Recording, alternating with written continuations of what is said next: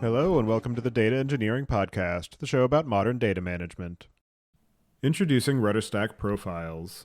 RudderStack Profiles takes the SAS guesswork and SQL grunt work out of building complete customer profiles so you can quickly ship actionable, enriched data to every downstream team. You specify the customer traits, then Profiles runs the joins and computations for you to create complete customer profiles. Get all of the details and try the new product today at dataengineeringpodcast.com/rudderstack. Data lakes are notoriously complex. For data engineers who battle to build and scale high-quality data workflows on the data lake, Starburst powers petabyte-scale SQL analytics fast, at a fraction of the cost of traditional methods, so that you can meet all of your data needs, ranging from AI to data applications to complete analytics. Trusted by teams of all sizes, including Comcast and DoorDash, Starburst is a data lake analytics platform that delivers the adaptability and flexibility a lakehouse ecosystem promises. And Starburst does all of this on an open architecture, with first-class support for Apache Iceberg, Delta Lake, and Hoodie, so you always maintain ownership of your data. Want to see Starburst in action? Go to dataengineeringpodcast.com/starburst and get $500 in credits to try Starburst Galaxy today, the easiest and fastest way to get started using Trino. Your host is Tobias Macey, and today I'm welcoming back Tarush Aggarwal to talk about what he and his team at 5X Data are building to improve the user experience of the modern data stack. So, Tarush, can you start by introducing yourself for folks who haven't heard any of your past appearances? Of course. Hey, Tobias, good to be on the show again. I think this is my third time. My background, I'm the founder of 5X. My background's been very focused in the data space. Got to be one of the first data engineers at Salesforce, one of the first data engineers in the world. Most recently ran data for WeWork. Been very, very narrowly focused on what used to be called the modern data stack or data infrastructure. And we sort of started 5X about 2.5 years ago, and I'm sure we'll get all into that. And again, for folks who haven't heard your past appearances, do you remember how you first got started working in data management, data engineering, and what it is that's held your attention this long? Yeah, absolutely. Obviously we've been through many, many pivots, and when we first started, we were actually building a course or a program for data for sort of companies wanting to invest in data. Post WeWork, I would get a lot of calls from CEOs, looking to bring in a head of data, and this was SMBs, mid-sized enterprise, real estate, banks, SaaS, e-commerce, across the entire spectrum. And everyone was talking about, monetizing their data and sort of data is the new oil.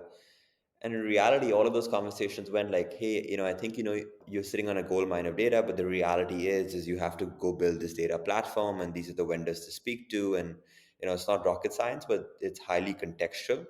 And, there's this thing called data modeling and, BI and self-service, which are really the first steps. And so out of that, we just figured that many businesses are trying to get started, and expertise in the space didn't quite exist.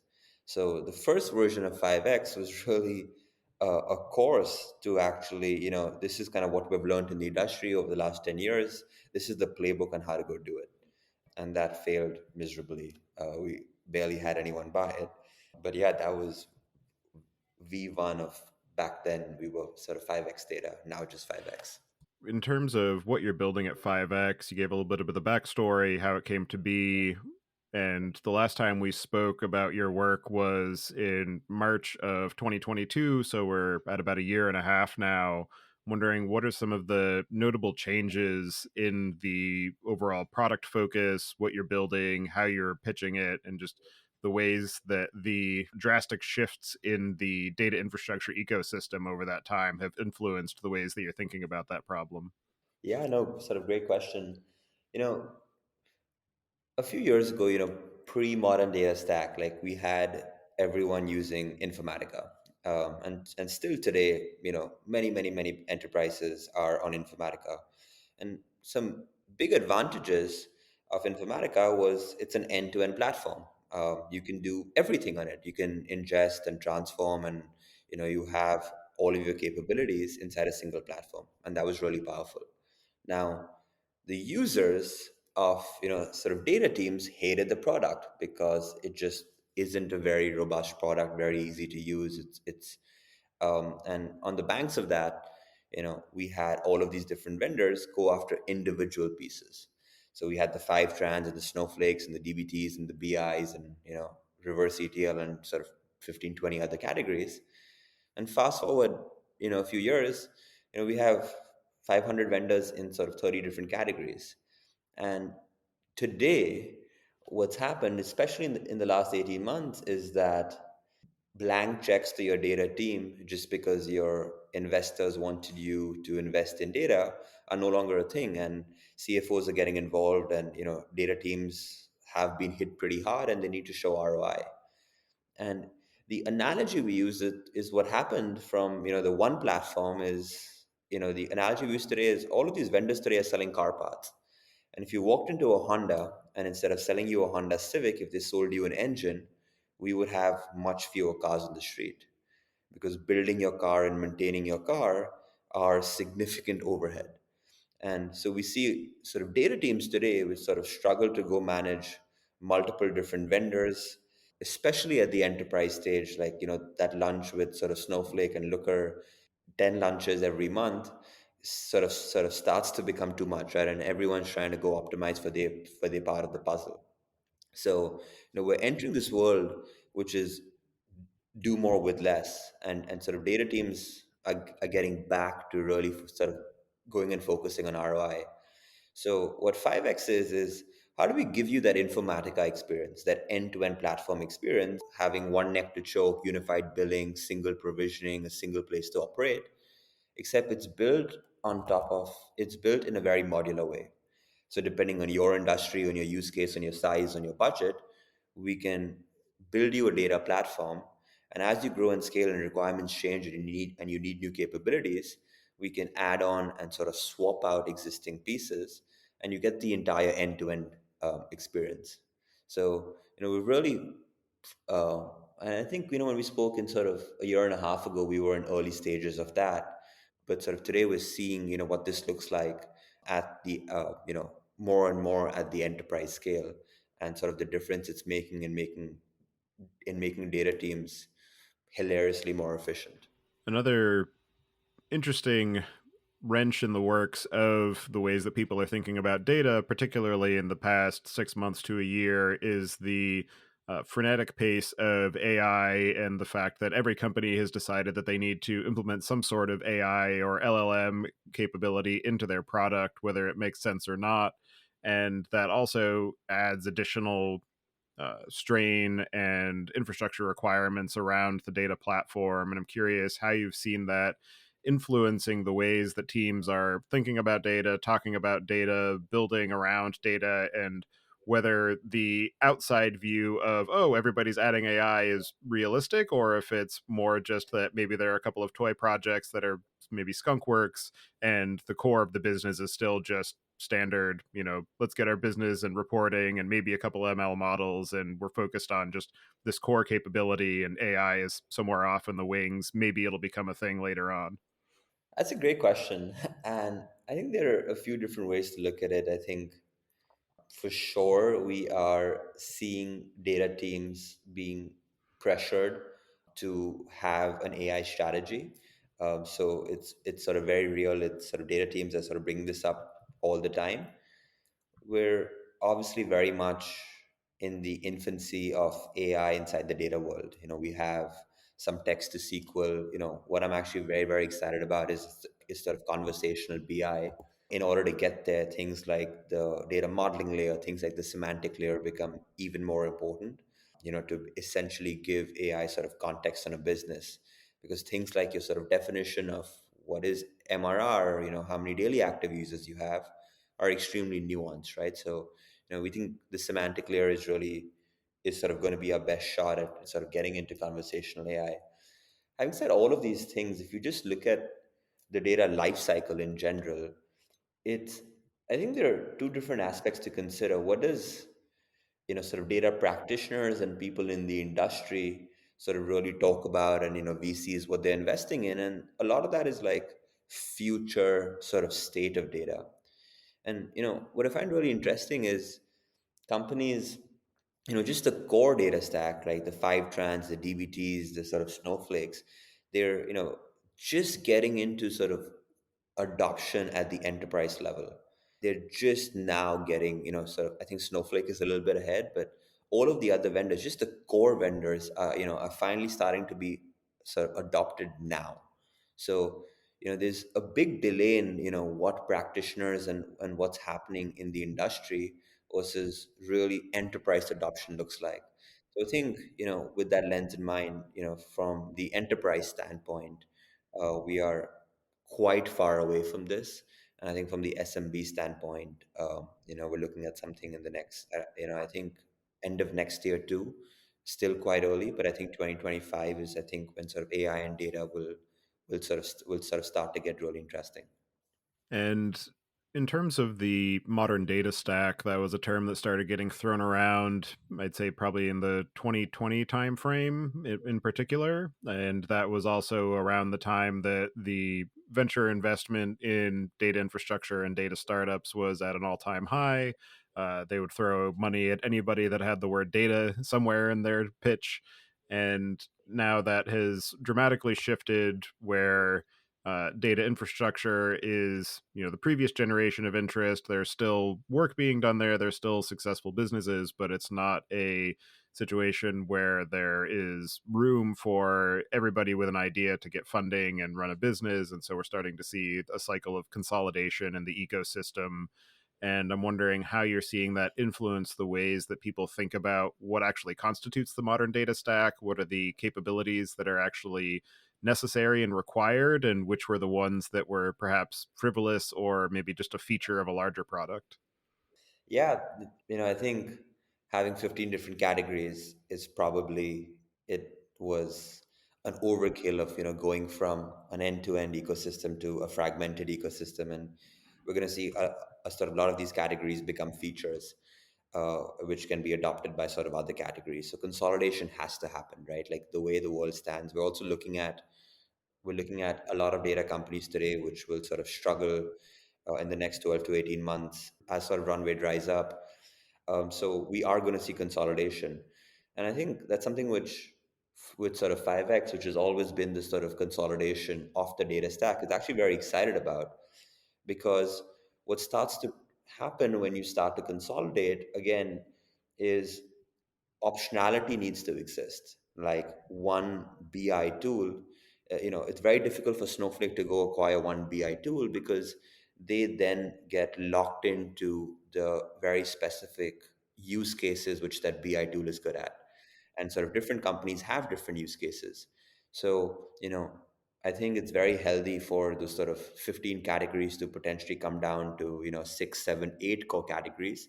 But inside these categories, you're still going to have a bunch of dominant players, right? Even if you just look at the data warehousing space, which is very, very mature, we have Snowflake, we have Databricks, we have BigQuery, we still have companies on Redshift.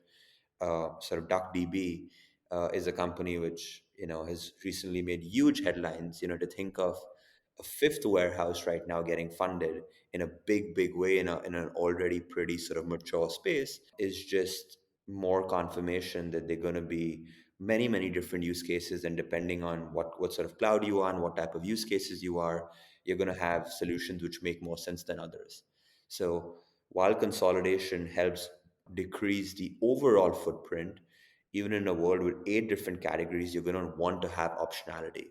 5x is the answer to that. And especially when you look at enterprise, it's not data stack, it's data stacks. You have different sort of subsidiaries, acquisitions, or even different departments sort of using different tools, right? Like, what you find in large enterprise companies, it's not, are they Snowflake or Databricks? Very often they're both. And when you look at, again, how do you take now an extremely disjointed space? What sort of 5x allows you to do is, we have this concept of workspaces, and a workspace can belong to a department or a subsidiary or the core data team. And you're just looking at what are the vendors which make sense for you. You have a single IDE experience to operate those vendors without logging into different tools. I can go forecast my cost of what does my spend on, my particular Snowflake instance sort of look like. You can have shared tools across different workspaces. Some might have their own. And these things at the enterprise level become really, really difficult to manage. Even sort of digital identity, right? Access to all of these different tools. There's sort of permissions, and again, how do you do this across subsidiaries, and who's access to what, and how do you audit this, right, from a central team perspective? So these are a whole suite of tools which haven't been ever addressed by the sort of fragmentation of the space. Like you would have to kind of go do this yourself, and I go back to the sort of building your own car analogy. At an SMB, great, the many tutorials on how do you go spin up the core 3 4 layers in like 2 3 hours. This starts to balloon extremely quickly. So for all of these different types of use cases, even inside a consolidated world, there's going to be a huge need for this, especially at the mid-market enterprise level. The identity and permissioning aspect is something that is very poignant for me because I'm dealing with that in my own data stack efforts of this situation of the modern data stack. Bring all your tools, but then every tool wants to own that permissioning piece, and none of them really want to talk to each other. There's no central control plane. There's no agreement about how that should even manifest. That's definitely a big problem, and one that I can see being compounded when you're in an enterprise and you don't even necessarily have consistency across the tooling in the different business units, and then you have to figure out who has permission to what data where and why. Yeah, exactly. And Okta and all of those sort of digital identity solutions are great, but they've worked more in software engineering context where they're managed by IT teams, which sit sort of separately from engineers, then it becomes fairly straightforward. But the world of data is way more nuanced, right? Like all analysts don't get the same permissions. You have analysts with different permissions, and you have analysts in different departments.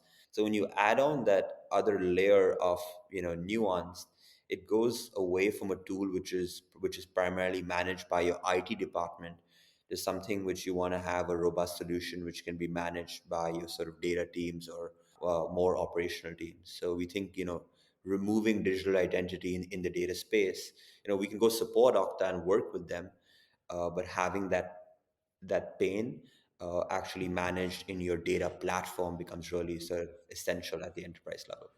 In terms of the consolidation, the shifts in the data economy of we actually need to make sure that the money we're putting into this is worth it, and we're not just going to throw money at it because everybody says we should throw money at it and someday it'll be useful. Going back to the era of Hadoop of just throw data in there and eventually that data will become useful. Now we're starting to narrow down a little bit more, where the last cycle was, well, we actually only want to collect the data that we know is useful because otherwise we have liability problems. Now it's we only want to invest in the data infrastructure and the data capabilities that we know are going to be useful because otherwise we're going to have money problems.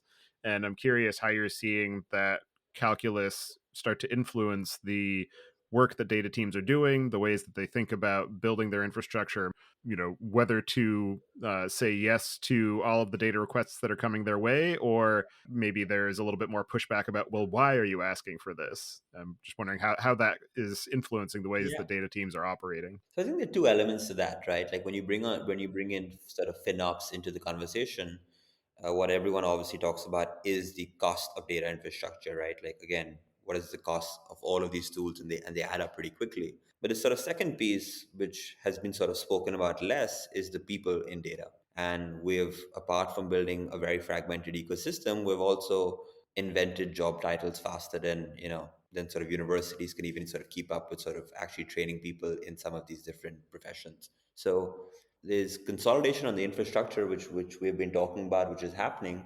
But I think we're also entering the rise of the sort of data generalist, and having do more with less is a theme which is being sort of universally applied. And we're seeing with consolidation there is more of a need for people working in the data realm to be able to go manage the platform, do ingestion, do modeling, do BI. And we're going back to sort of consolidation across roles, and we're going to see the rise of like much leaner teams. And again, in the sort of 2019 sort of 2020s, and I was guilty of this myself for sure when I was running data teams. It's in some ways the sort of metric between sort of data leaders was the size of your data team, and how big what teams do you have, and what different roles are you bringing in, like, and what are all these different use cases and these people with sort of very sort of with sort of very special skill sets. I think that's like reversing, and you're going to see the sort of rise of like lean teams, which are just way more efficient, because you're not paying the most expensive tax in people, which is the communication tax, as you build like sort of larger and larger teams, and just being able to do more, because sort of finally tooling is at a point where it's more mature, and again with sort of the consolidation, just one person is just able to do a lot, is to be way more end to end. So I think we're actually seeing it from both these different perspectives, in terms of there've been layoffs, and I think data teams have been hit particularly hard, as well as more pressure on bringing costs down across infrastructure as a whole. Particularly as you start talking about enterprise and coordination across teams and across business units, then you start bringing in the conversations around things like data fabric, data mesh, these architectural principles, data as a product. I'm wondering if you've seen that start to come to fruition and teams are actually building that and they're realizing the value that is promised by these approaches, or if it's largely been something that is maybe interesting and not as effective or harder to put into practice and a lot of confusion. I'm just wondering how these architectural ideas are also influencing the ways that teams are thinking about building their systems. I think, at the risk of being very sort of controversial over there, like, are these features, are these, just sort of processes and thinking about how to go structure your data teams, or are these actually entire categories? And just going into a few of them, like, we don't have any sort of problem with your next catalog tool or observability tool or mesh or semantic layer. They make sense as sort of features, but the idea is introducing one more tool into the equation, one more place where your team has to log in, one more vendor you deal with, one more sort of platform where you have to go sort of do digital identity. The answer of, hey, we want to go solve this problem and we're going to build a new platform on top of your existing platforms to go do it, that's sort of not the answer. And I think a lot of these will potentially be rolled into sort of bigger platforms in sort of consolidation. But again, going back into the enterprise use cases, and again, you know, we get to speak with some of the biggest sort of data consultancies in the world.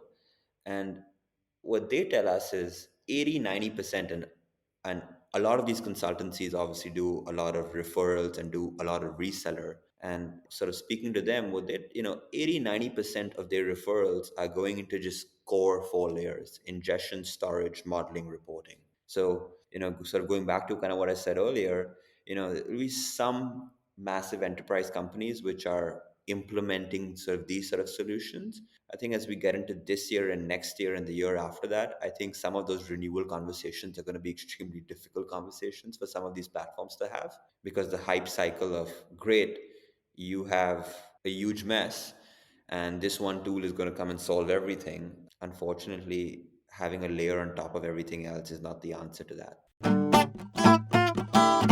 You shouldn't have to throw away the database to build with fast changing data. You should be able to keep the familiarity of SQL and the proven architecture of cloud warehouses, but swap the decades old batch computation model for an efficient incremental engine to get complex queries that are always up to date. With Materialize, you can. It's the only true SQL streaming database built from the ground up to meet the needs of modern data products. Whether it's real time dashboarding and analytics, personalization and segmentation, or automation and alerting, Materialize gives you the ability to work with fresh, correct, and scalable results, all on a familiar SQL interface. Go to dataengineeringpodcast.com/materialize today to get 2 weeks free. And talking to maybe the individual team scope and building the infrastructure components, I'm curious, what are the main points of friction or the most difficult decisions that they have to make as far as how to implement their data platform?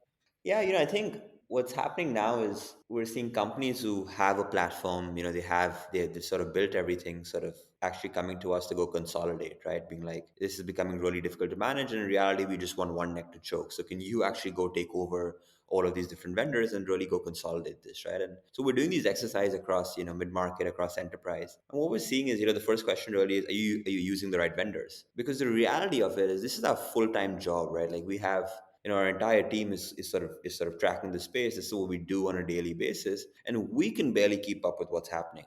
So to think that a data team at an enterprise company is going to make necessarily the best decisions on what vendors to use. And number two is, even after what vendors to use, are you using them in the right way? How they're being set up, like building your entire modeling layer inside LookML isn't probably the best thing, as you think about now reusing a lot of that modeling layer and pushing it into data science, or you are sort of using reverse ETL. Again, as some of these tools start to overlap, right? Like something which we see in enterprise companies all the time is, a portion of the jobs are built inside Fivetran, inside their modeling, inside their DBT integration, and some are built, traditionally on DBT, some are built inside Looker semantic layer. It creates this sort of huge mess all over the place. So the idea of having sort of very consistent workflows, which you can do inside a single UI, is again becoming, it's really simplifying, it's sort of preventing a big part of that mess in the first place. And we think the solution to this is not so much going to be on a layer on top, but it's really how do you, set things up in a way which is, again, give you an end-to-end experience so you don't have a mess in the first place. So a lot of these data teams, again, as they've spent all this money building this platform, and now they're starting to question the ROI of it. Unfortunately, we are going to have many of them going back to the drawing boards and being like, which one of these decisions were the right decisions? And actually, I think the bigger questions coming up is, are we even the right people to make a decision on what tool makes sense, sort of for us? So I think, again, yeah, I think it's just going to be, I think the direction which we're heading is sort of going back to the basics of what is fluff and what is, all of these solutions which actually promised us they can fix it. People sort of waking up and realizing that a layer on top isn't the answer. We have to kind of go back to the drawing board and figure out how do we do this correctly. Absolutely. And now digging into what you're building at 5X, ways that you are thinking about how to unify that experience, what are the appropriate tools and vendors and how to integrate them? I'm wondering if you can talk through some of the learnings that you've gone through as you're building out your current iteration of the platform and some of the choices that you've made and how you've approached that tool and vendor selection. Yeah, in terms of vendor selection, we are more like the Apple of the space, instead of the Android. A year and a half ago, we were looking at opening up our ecosystem such that any vendor can kind of go integrate with us. But really, what we've, decided to do is go partner with 15, 20 sort of core vendors. We work extremely closely with them. We integrate with them at a deep level. We're integrated into the sales process. We have API, we have access to APIs which are not public APIs, and really provide, a sort of much sort of deeper experience. And have been, we think of the world inside capabilities, right? Like, what are the capabilities which your data team needs? Like, we think reverse ETL is a capability. We think sort of catalog is a capability. BI is a capability. So when we look at the conversations in your use case and sort of capabilities, we're not just looking at it at an individual sort of vendor level, but what are the set of vendors which work really well together? And we are sort of doubling down on existing vendors. So we're taking opinions on, which ones we think, work really well.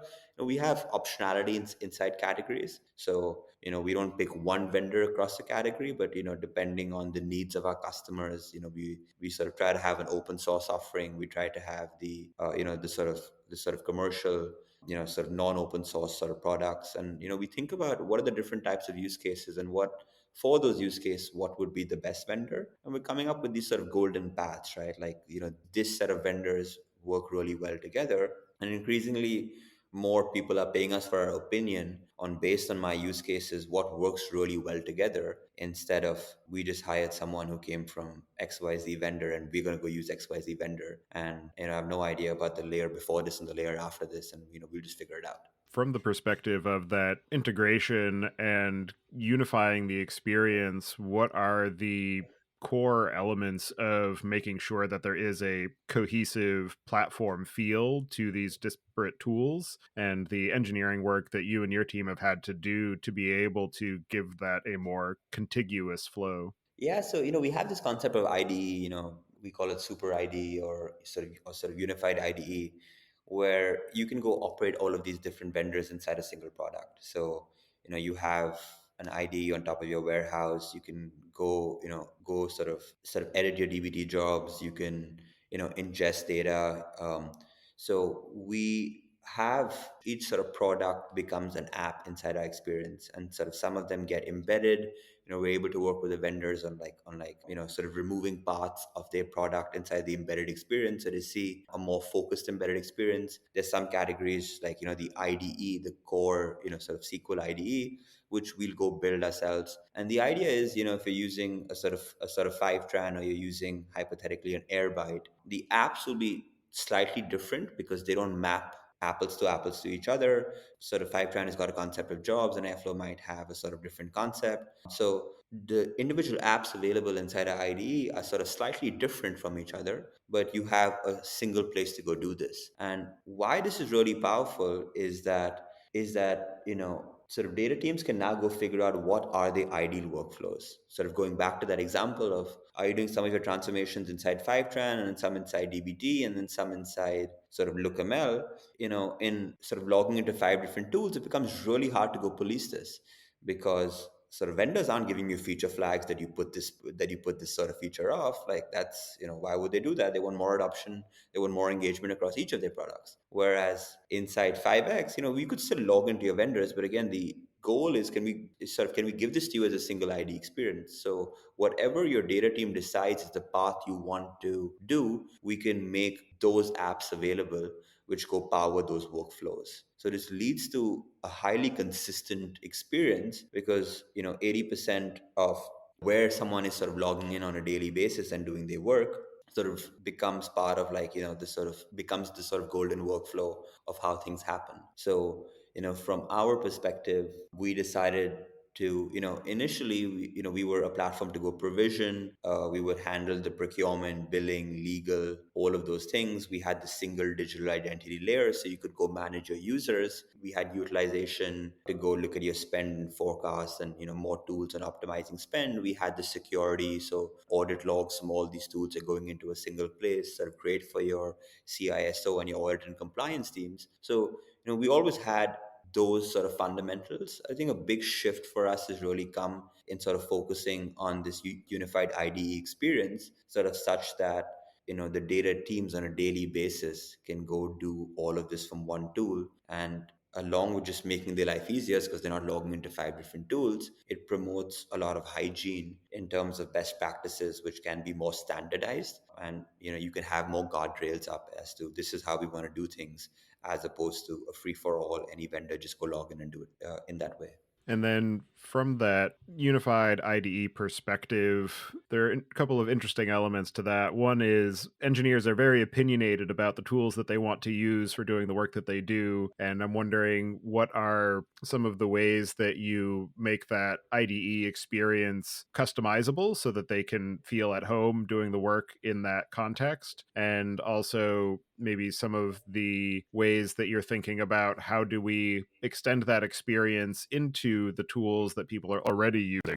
Yeah, that's a great question. I think, what we're going to see is a lot more apps on sort of 5x IDE, right? And apps are experiences on how you want to basically go operate them. So, we are, again, going and building, some of the core experiences. Again, we see that in larger businesses, again, there's a little bit less, inside enterprise. Again, I think, again, at the SMB stage, there's a lot of flexibility. People are free to kind of use their own tools. And, again, it's just, they're way faster to move and adapt. And, we see sort of Circle, and we see Hex, and, different people are kind of using different things, and that's kind of all fine, right? It's all very manageable. You can speak to 5 different people and it. Again, at enterprise, this becomes sort of very different, right? Like, so there is a certain level of like flexibility and sort of customization. And, there's a lot more stuff which we've planned in terms of the ID experience to, go make it sort of more flexible. But I think, what we're really focusing on now is, what are some of these core sort of use cases which teams are really focused on, and how do we provide a really solid sort of unified way to go do this? So that's really what the focus is now. But we're going to see a lot more, a sort of lot more experiences to go sort of modify this in a way which makes sense for you, while still having some guardrails which the company wants to have in order to have a consistent experience. And from that consistent experience perspective, too, what is the ideal flow that users will experience when they say, I have this data problem I need to resolve? Either I need to onboard this data, or I need to build this report, or I need to ensure that these transformations are running. I'm curious, what are the different stages of that development flow? Some of the ways that you're thinking about how to manage versioning and change management, the auditability streams that you're integrating into that experience for managers or administrators, and just some of the key touch points in that overall experience and the ways that you're thinking about building this into a cohesive product. Yeah, it's a great question. I think we don't want to go create the underlying sort of tooling, right? Like the reason we go partner with everyone in the space is we think they are, very sort of robust solutions out there which do a sort of phenomenal job in sort of what they're doing. So we don't necessarily want to go reinvent the wheel, right? So a lot of the versioning are a lot of the branches, sort of we think DBT does a great job in a lot of these different layers. And again, our ID supports sort of DBT natively. We have our own version of sort of DBT core, which we've deployed, more for for sort of smaller customers. But we continue to be partners with DBT at the enterprise level, and we integrate into that. So the whole premise is you get to have the underlying components are sort of powered by a solution which makes sense for your business. Then in the future they could be coalesce, they could be sort of battalion, they could be whatever the tool which you want it underneath to basically go power the experience. We want to expose the functionality of that tool and the feature set of that tool to make this really robust for you. And as you are trying to simplify the experience of the end users, you're papering over some of the sharp edges of the different tools and platforms. I'm curious, what are some of the edge cases that you've had to engineer around, or some of the ways that you need to think about building in escape hatches for the case where somebody really needs to reach into the guts of the system that you are trying to prevent this nice interface to, and some of the engineering work to be involved there? You can always log in directly into the tools. We never take that away. We're not OEMing any of this. We don't have 5x branding on like every different piece. In fact, we go out of our way to make sure you can see what are the tools which are actually going and powering this, and admins can sort of enable or disable the sort of login button directly from 5x. So you could go to 5x, you could go over a tool and you could push a button which says login, and you can go directly inside the tool and go do whatever you need to. We're not trying to take away any of that functionality. There are always going to be edge cases, new features which a vendor sort of launches, which might not be integrated into IDE sort of instantly, parts of IDE which we currently don't support. We're looking at the world and like you will be able to go embed some of these experiences. So you want to go do something on Snowpark and you want to go run Spark jobs, or you want to go run Python jobs, you can go embed that sort of that page into IDE, so that it's an easy way which people can go sort of cooperate that. So our goal is to not, we aren't OEMing any of this. So you have sort of full functionality. What we think about is for your sort of day-to-day job, you should be able to do majority of this inside a single ecosystem. The other aspect of building this unified experience is that you want to give people this nice, easy flow, but you're also working with companies who probably have already made investments into their data platform that maybe they don't want to get rid of, or maybe there's going to be a long deprecation path. I'm curious what that overall integration and migration process looks like, where they say, we've already built a bunch of stuff, but we also want to be able to have this unified experience. How do you help to bridge that gap? Yeah, that's a great question. So the sort of 5x platform doesn't care if you already have a vendor, or you want us to go manage your vendor relationship and go buy that vendor from us. You can either buy vendors from us and sort of simplify sort of billing, or you can go import your own vendors and have your own vendor relationships. So it doesn't sort of make a difference. We have a bunch of hybrid where they might have a billing relationship with a few vendors and we introduce a few others, and that works great too. What we're seeing more is we are very sort of deliberate on the partners we choose to work with. We want extremely adopted partners on our ecosystem, because again, we sort of realize we're not going to go integrate with 500 different vendors. We're going to have sort of some vendors which we think are sort of extremely widely adopted, that these vendors are going to stand the test of time, and we bring them on. So what we see is that it's rare unless they're not using a warehouse and they're doing stuff on S3 and they have Spark jobs on top of it. And, it's a completely different paradigm shift. In general, people on the warehouse world, and, we support all four of the big warehouses. We support Snowflake, BigQuery, sort of Redshift, and sort of next year integrating with sort of Databricks is a big focus of us. So, we support all of the, big players out of the box. So yeah, we support all of the big players out of the box.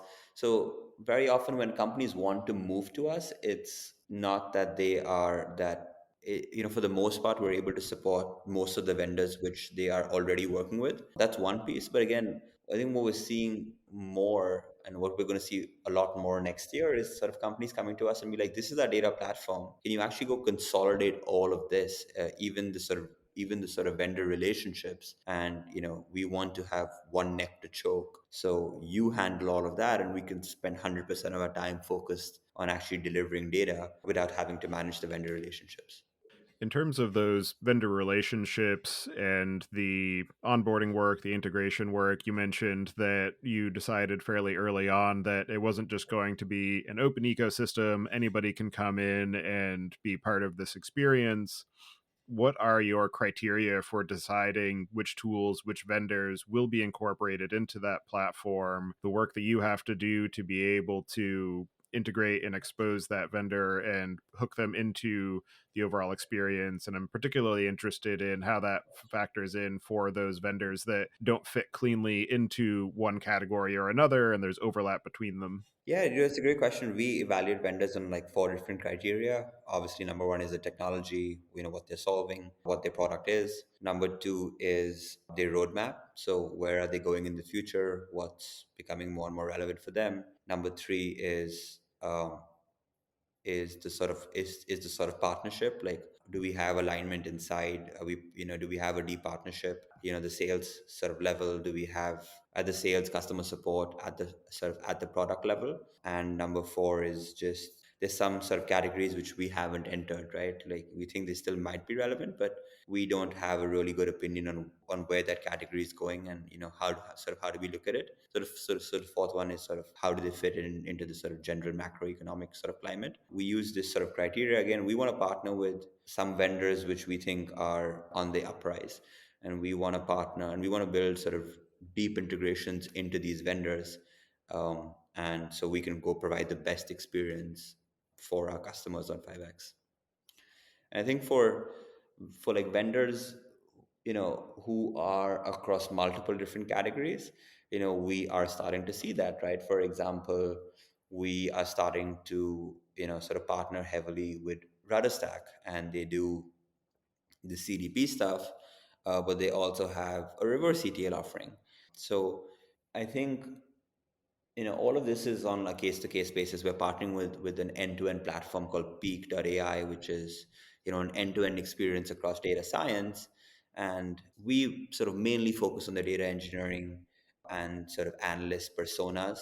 So we our partnership with Peak is more so that a lot of their customers who want to do data science need a sort of data engineering persona, and sort of a lot of our customers who have infrastructure from 5x ask about a data science platform. So it's a little bit sort of disjoint, but again we're already starting to see sort of multiple different categories overlap. For example, workflow manager is something which is sort of consistent across both, right? Both sort of data science use cases as well as data engineering use cases sort of need sort of workflow manager.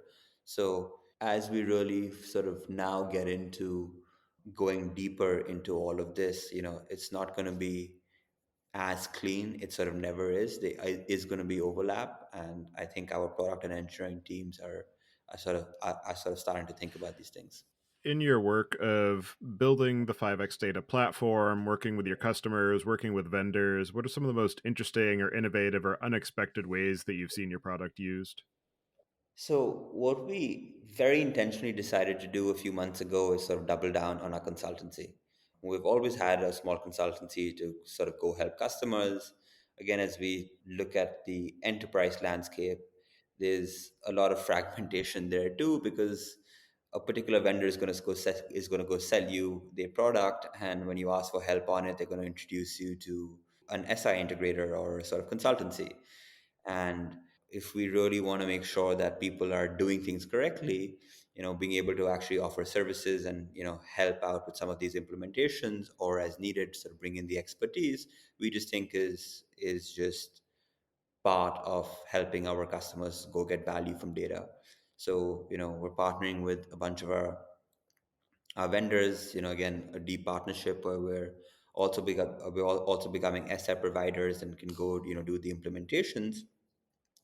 And I think so we have a subset of sort of customers where we're doing end-to-end data as a service.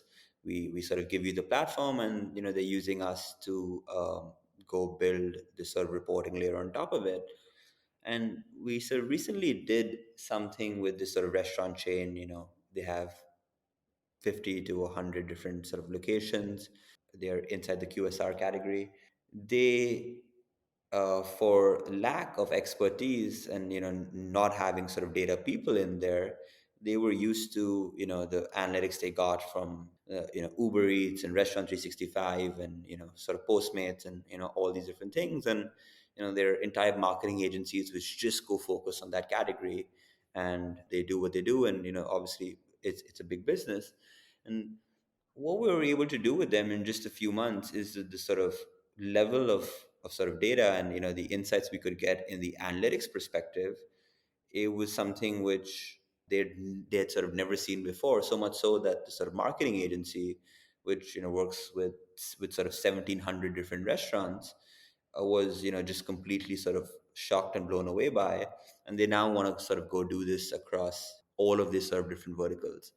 I think we're getting exposed to sort of use cases and sort of company types which are really interesting, was sort of very large, but again haven't had the appetite or the conviction or the expertise to actually go make those investments in data, because as a data industry we haven't made it easy to go make those investments in data, sort of given the fragmentation, but even just given like the support and implementation needed to actually go get value from your product. So we're seeing a lot more of these use cases, which we know where industries which previously haven't entered the ecosystem are now able to be completely disrupted, because what we're able to do is something which is, for lack of better words, no one else is able to do. And another interesting aspect of what you're building is that because you have this unified experience, the incremental cost of adoption for new tools or new capabilities is much lower for teams than it would be if they had to go out and do that evaluation process, do the integration process themselves, where it turns from, oh, I want to use DBT or some other tool or vendor. Now I just say click a button, log in, start working with it, versus, oh, now I have to spend 6 months going through that whole process. And then maybe if you are in a larger organization, you also have to do some selection of source paperwork, get the funding, et cetera, et cetera. And I'm wondering how that influences the ways that teams are approaching that process of saying, oh, I want to add this new capability, I want to start doing this new thing. Yeah, that's a great question, and I want to answer it in, once you get used to buying a car, it becomes very difficult to go buy car parts ever again. So once sort of customers see how easy it is to go on board a vendor and have our expertise on some making some of these decisions and helping out with implementation, they have a much lower barrier to, hey, what about the next tool, because it's not as daunting of a process every single time. So we have sort of companies which sort of start small and they add capabilities as they need them with time, and they're able to, I like to use the word, do it in a hilariously more efficient manner, as opposed to the way companies sort of with the way companies do this today. And again, for us what's very important is being able to look at this very holistically, right? Not just from the sort of vendor standpoint and the decision making standpoint, but also the implementation and making sure they're getting value from it. Is how do we provide sort of customers with the most amazing experience to basically go do this?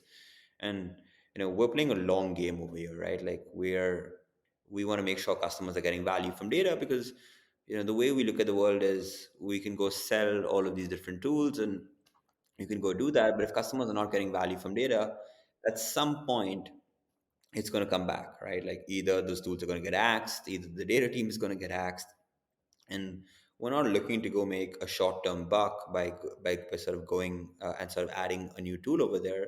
We want to make sure that we're looking at this very sort of holistically, and we're just playing a sort of longer game, and we want to create the best experience for our customers and data teams. And in your experience of building this product, building the company, working with customers, what are some of the most interesting or unexpected or challenging lessons that you've learned in the process? People sort of 2 years ago called us crazy because we weren't building a new category. We weren't building what VCs call a product, which is this is a category, and this is how you go sell, and you have you sell your product, and this is your ACV, and we are something completely different to how the entire industry worked. And everyone called this idea of going and consolidating the stack in, like, by building a layer on top of it, all sorts of names and all sorts of craziness. And I think the last few months have been really exciting because a lot of people are really seeing the value in this now. So yeah, I mean, it was quite challenging to go get our first integrations. It was sort of challenging to explain data teams when you had unlimited funding why they don't want to go and build their own platform and manage this forever. And it's been really reassuring, and I don't even think that's the right word, but it's just sort of very grateful for people to see the value in what we're doing now. So yeah, it just makes a lot of the sort of decisions we made to stay on a path back then just just we see a new wave of people really excited to show up to work every day. And for people who are in the process of tool evaluation, maybe they're doing their own integration work across different vendors in the modern data ecosystem, what are the cases where 5x is the wrong choice? Great question. 5x is not for you if you are not using a warehouse or don't plan to use a data warehouse. We are built on a data warehouse first approach. Apart from that, I think we're relevant across the entire life cycle of your data team. And what I mean by that is, for SMB companies, we have a program where we waive the cost of the 5x platform. You can still take advantage of provisioning vendors from us at list price or even cheaper, and then using 5x to go operate all your vendors. So, in some ways, it's a no brainer if you're building a platform from scratch today to build it on 5x.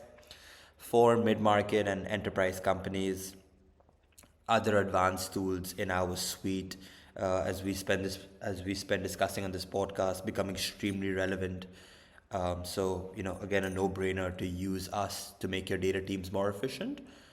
Overall, I think if you are using a warehouse first approach, using 5x to really simplify the management and operation of your platform is something worth doing. And as you continue to build and iterate on your product and business, what do you have planned for the near to medium term, or any particular projects or problem areas you're excited to explore? I think we're just focused on the basics, right? Like sort of getting our platform experience to be incredibly powerful. As we get more daily active users to go use to go operate inside our platform. Big focus for us. Sort of enterprise and enterprise readiness. Sort of everything which happens. Sort of everything you need to basically go after that segment. We are not looking, apart from Databricks next year, we're not really looking to expand our vendor footprint drastically. We want to double down on our existing partnerships and build the best experience all the way from sort of SI work to integration into their sales teams, into integration into their product and engineering. And at a macro level, we're super focused on sort of profitability as a business. So we're playing a long game. And I came from WeWork. I came from a company which raised a lot of money, and some of my lessons over there is you wanna go figure out what business you have sooner rather than later. So we want to be around for a long time. We're playing a long game, and we want to get the business in a position which we can go do that. Well, for anybody who wants to get in touch with you, follow along the work that you and your team are doing, I'll have you add your preferred contact information to the show notes. And as the final question, I'd like to get your perspective on what you see as being the biggest gap in the tooling or technology that's available for data management today. I think, again, we spoke about a lot of those things about, if you look at AWS is a collection of 50 different services, but they give you a really cohesive experience to go manage it, right? A single place to provision, single digital identity, billing, migration. They give you cost optimization, and they give you role-based access control. All of these different things have just been hilariously missing inside the data ecosystem. So again, the glue which actually connects all of this together, I still continue to think that that's one of the biggest missing pieces in the space. Well, thank you very much for taking the time today to join me and share the work that you're doing at 5X Data. It's definitely a very interesting problem area that you're trying to address, interesting product that you're building around it. So appreciate all the time and energy that you and your team are putting into making the modern data ecosystem a more tractable and approachable problem space. So thank you for the work that you're doing there and for your time, and I hope you enjoy the rest of your day. Thank you so much for having me. Hopefully, we've added some value to your listeners today.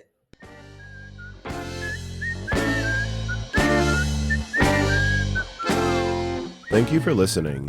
Don't forget to check out our other shows, Podcast.init, which covers the Python language, its community, and the innovative ways it is being used, and the Machine Learning Podcast, which helps you go from idea to production with machine learning. Visit the site at dataengineeringpodcast.com to subscribe to the show, sign up for the mailing list, and read the show notes. And if you've learned something or tried out a project from the show, then tell us about it. Email hosts at dataengineeringpodcast.com with your story. And to help other people find the show, please leave a review on Apple Podcasts and tell your friends and coworkers.